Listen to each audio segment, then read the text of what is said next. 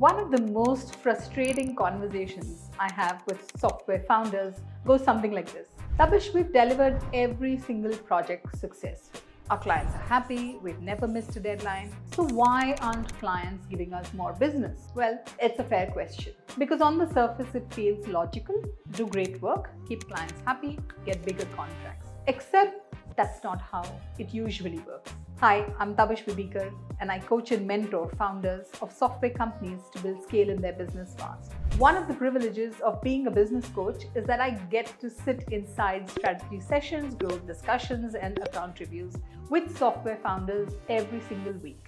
And I've noticed a pattern. The companies winning larger deals are not always the ones delivering the best projects. They're often the ones having the best business conversations. I was working with this founder of a software company recently. Their team was doing exceptional work for the client.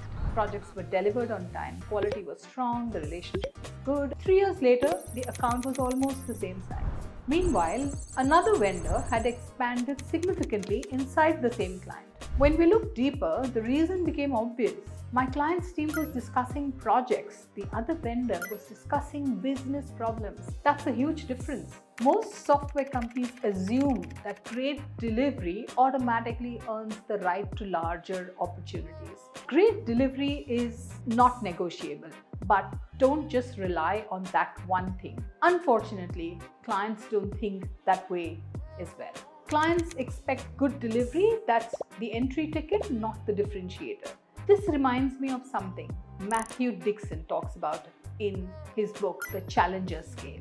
Customers don't always reward the supplier that serves them best. They often reward the supplier that helps them think differently about their business. And that's exactly what I see happening. Many software companies spend years becoming really excellent at delivery, but they never become excellent at understanding where the client's business is going. The client is thinking about growth, market expansion, client acquisition, regulatory changes, competitive threats, so on and so forth. Meanwhile, the vendor is still talking about sprint velocity, timelines, and feature releases.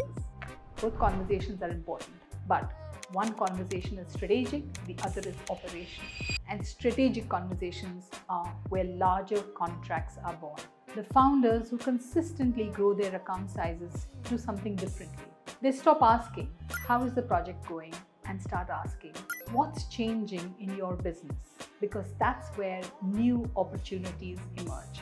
Not from better project updates, but from a deeper understanding of the client's future. That's how, I will teach you in business coaching. How do you run your account management calls? It's very, very essential that you get into this kind of discussion. So if you're delivering great work, but your customer contracts aren't growing, don't immediately assume that the client has no budget. Ask yourself a tougher question. Have you become a great delivery partner, or have you become a trusted business partner?